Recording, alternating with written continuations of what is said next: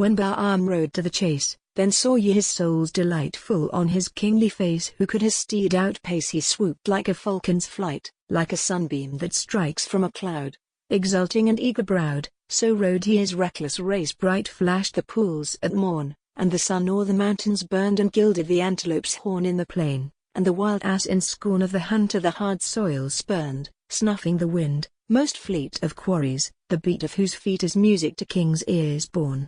Bahram smiled as he rode on the gold-bright sands, debonair was his look, and his glad voice flowed. White was the horse he bestrode, and over his black beard and hair the white furred cap on his head was hung with tassels of red. On his mantle a gold sun glowed, and round him glittering gay rode princes and lords. He turned to each with a word to say in his royal courtesy, nay, not a heart but joyously burned to be near to a heart so great, and was fain to be proved its mate in a glorious steed this day. But the king's men shouted, for lo, the wild ass afar they espied in the shallowing valley below, where bright springs fathomless flow. He was shaking his neck in pride, and his heels the dust up threw. Then Bahram shot forth to pursue, as a bolt that is shot from a bow the princes of Persia spurred, but he left them all. This day there was neither second nor third to the king.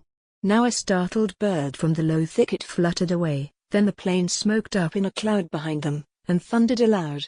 Yet never the king they neared. Swifter the wild ass fled, but swifter the king came now, wherever those fleet heels led. Now soft upon mosses he sped, now the hoofs upon stone struck fire, till the wild ass turned in his fear for an instant, and showed him clear the eyeballs strained in his head. Then the princes shouted as one, for they heard the king's glad shout, and saw his spear raised in the sun, and the light tore the long shaft run. As they looked for the steel to flash out, on a sudden the place was bare, Bahram was no more there, and the wild ass galloped alone. Pale they spurred o'er the ground, then reined in close with a cry, gazing in terror around. Neither king nor horse they found, but before them laughed to the sky a pool of springs that well from the streams under earth and swell through her secret caverns profound. The women of Ctesiphon wail, and the young men cry in the street.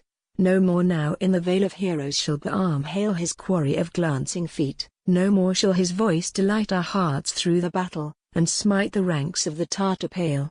The mother of Bahram hath made amid pillars his empty tomb of porphyry, jasper and jade. Clear gums in fire she hath frayed to cloud it in idle fume. Not riches from isles of the dawn nor spices from far Damon lure hither the strong-winged shade tomb, nor prison shall tame Bahram the hunter's soul. As of old to the chase he came, he is turned not aside from his aim. He is mixed with the streams that roll unending as man's desire, that shall not abate of its fire till the whole world crumble in flame.